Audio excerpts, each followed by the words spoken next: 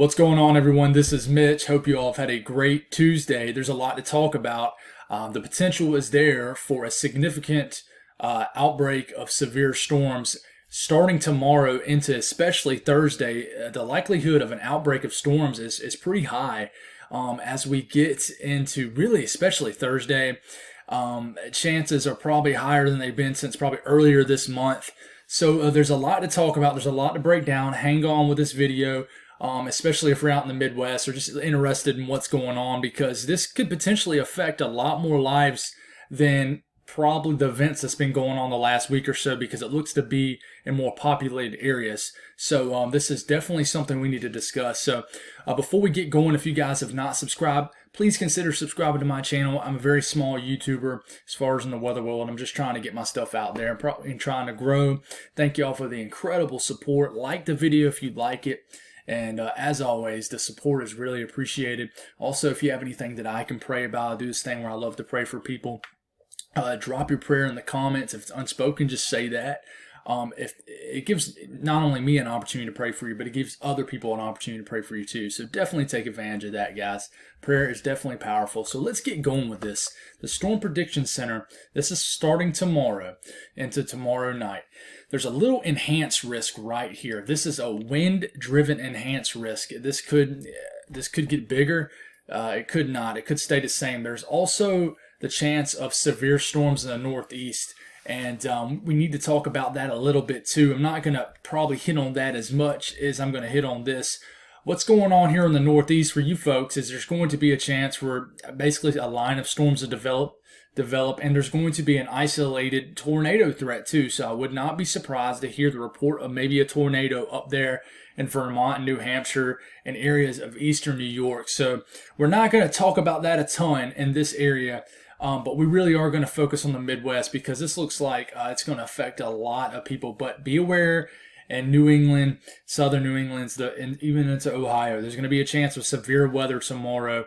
But like I said, there's a 30% chance of wind damage occurring in 25 miles of any given location. This is pretty significant because this is basically what's going to happen is an MCS is going to develop after basically a shortwave developments in response to an upper level low that's dipping right into here. Low level jet's going to pop up, and basically you're going to get a discrete storm mode that's going to develop, but it's going to go to a line of intense storms very quickly. Dare I say a derecho, but we'll see. I don't know if anything like that, but you notice the tornado threat isn't very high tomorrow. It's really the wind threat and even the hail threat. The hail threat's going to be big, kind of in the western areas of this threat level when these storms go discrete. And there's even going to be a chance all the way into the panhandle of Texas for this to happen. Thursday is the big day. There's a chance for this to really go moderate in some areas. Basically, you have plenty of surface moisture going on here. You have big time Cape. A low-level jet's going to be cruising around through here. And this is in response to that short wave moving through. The chances are there, especially early on, especially in this area right in here in Oklahoma, for giant hail is what they're saying in the discussion. This could upgrade by the time you guys watch this. It might be a moderate threat, but the chances really aren't going to change. If anything, they'll grow to more confidence. But there is still a big-time threat for a wind threat in this area, because the same energy that's going to be working its way from Nebraska is going to influence this threat too. It could downplay certain areas depending on how much the line of storms holds together from the Nebraska area as it's working its way southeast as an MCS, a mesoscale convective system, charges southeast from the northwest and has a chance to re-amp itself, especially in Oklahoma and parts of Missouri. But there's going to be discrete spin-ups in this line. It's going to be a dangerous setup. There's going to be a chance for discrete cells to form. And like I said, even down here in Texas, it's going to be a big-time event. Low-level shear, there's not a lot there, and you need the low-level shear to really get the tornado threat pumping. But there is still going to be a chance. And this could be a dangerous situation just because, as you can tell, there's really an enhanced risk right here of severe weather, especially in Oklahoma and portions of Kansas early on, because anything that initializes early on is going to be discrete and could be dangerous. So let's really get going deep into this video. Keep in mind, I'm going to look at the HRRR model. I'm going to look at the NAM. We're not all the way through the entire event in the HRRR model, which is kind of unfortunate. We will be tomorrow when we kind of go back over this. But we're going to be showing the NAM a lot, which I don't always like. So obviously we're gonna kind of start talking about the first event tomorrow first. And we're going to breeze through this.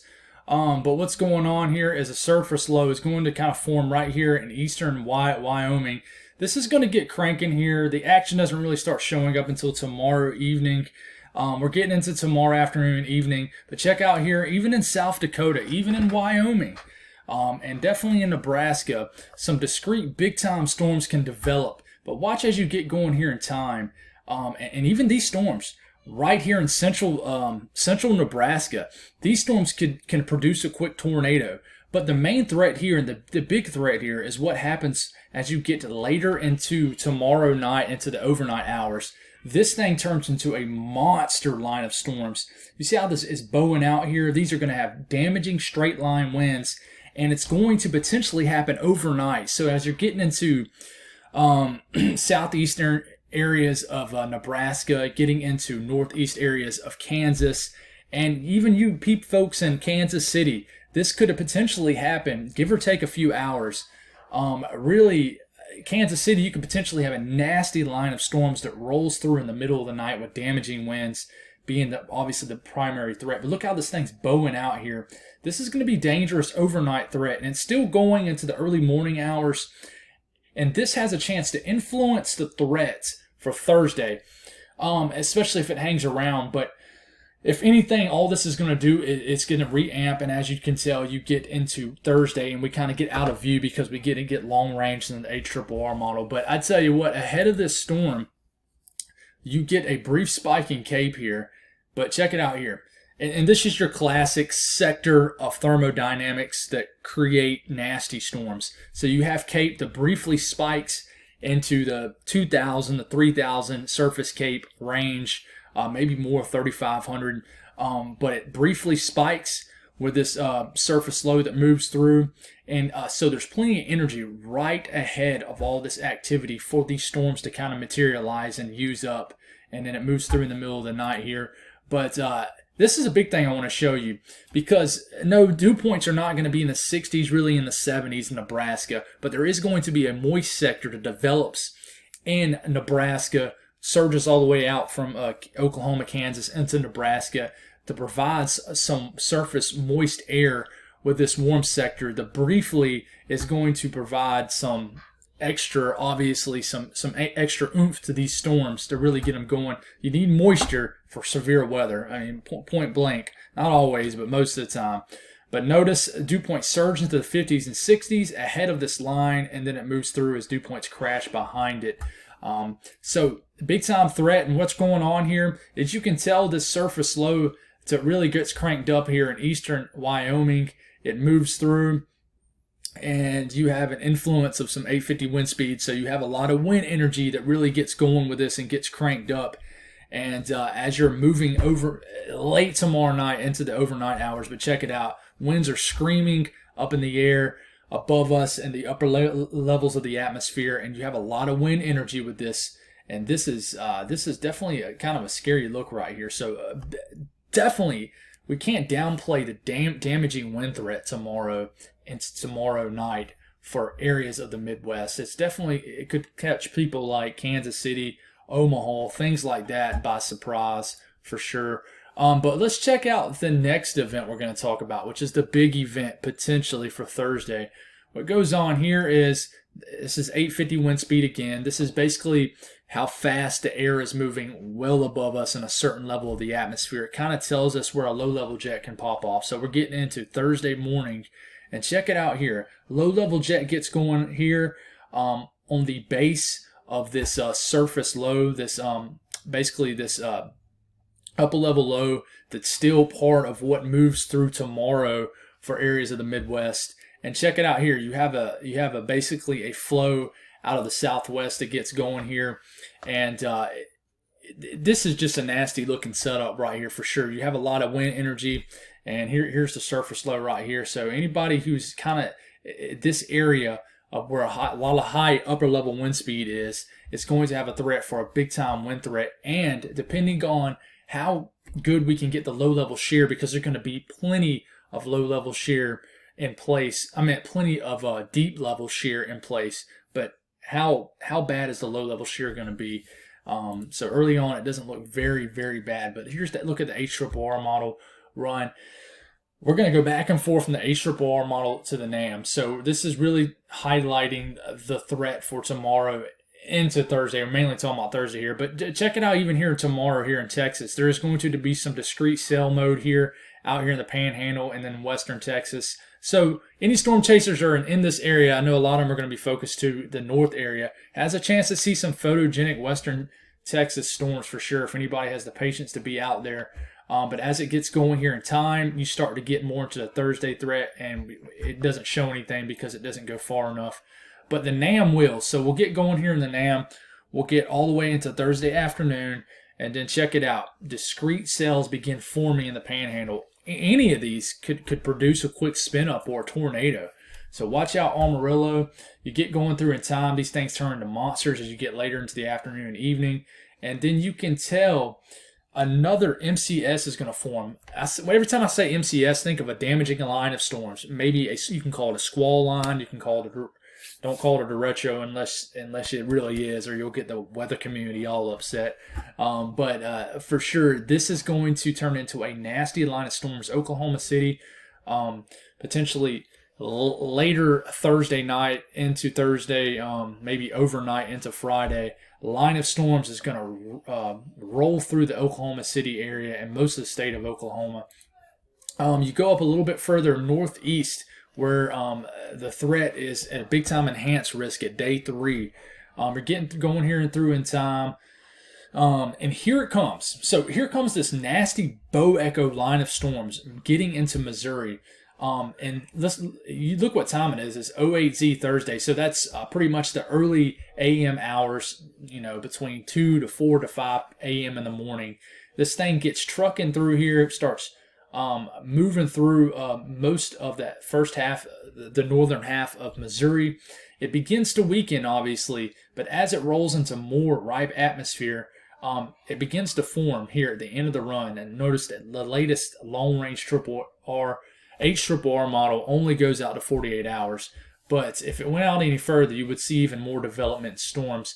But we can look at the NAM model for the same area. And we're getting going here in time. Here comes your line of storms. One thing I want to note here is it has on the NAM, and that's why there's some disagreement in the discussion on the Storm Prediction Center. There is disagreement. The NAM has this line of storms moving through a little bit later into Missouri. I think if that occurs, depending on where you are, this may actually lower the severe weather chances. So if I feel like in this area, if whatever energy's left moving through overnight out of Nebraska and Kansas and Iowa, if this moves through quicker, the atmosphere will have more time to recover as you get more into the day Thursday. But the NAM has it moving through a little bit later. It gets into the early afternoon hours. It kind of falls apart, but then more energy reforms. And check out like this little cell right here in excuse me, running out of breath here in Kansas and Oklahoma. These nasty cells coming out, but then it quickly moves into forms into a big nasty line of storms.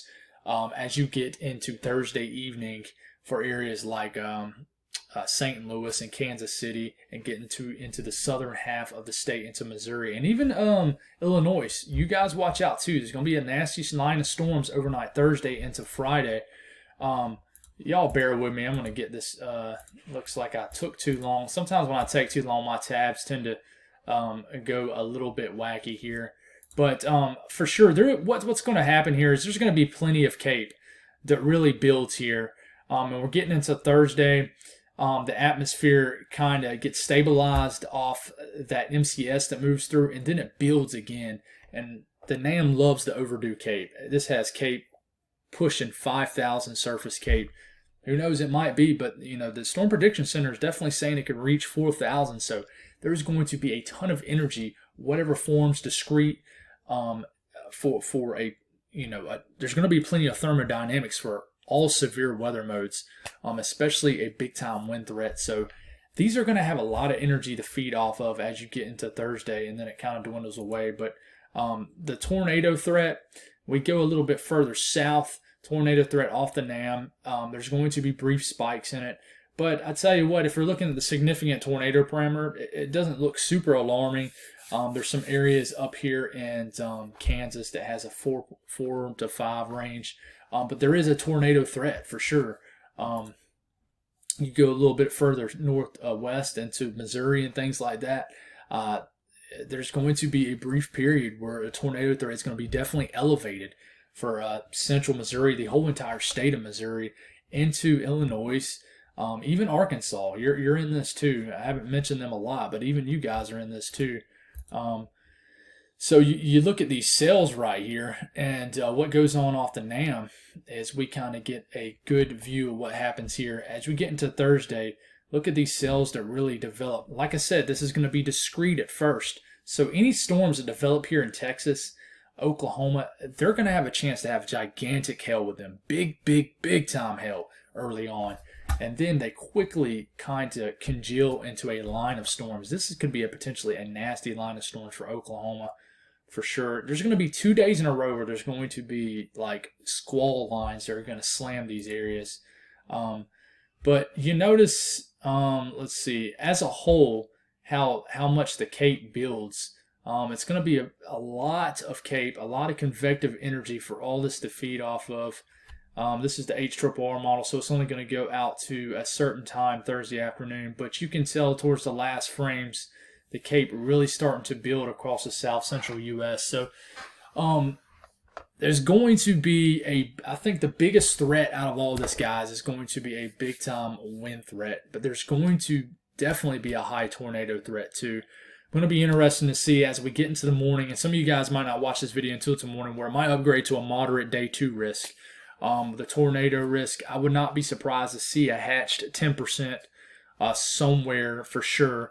I don't think we're going to go much higher than that, but I definitely expect to see like a 10% hatched somewhere, probably in Oklahoma or Missouri, kind of in this range right in here. So we'll continue to watch, and the little girl's about to bust through, but y'all have a blessed night, and thank y'all for tuning in.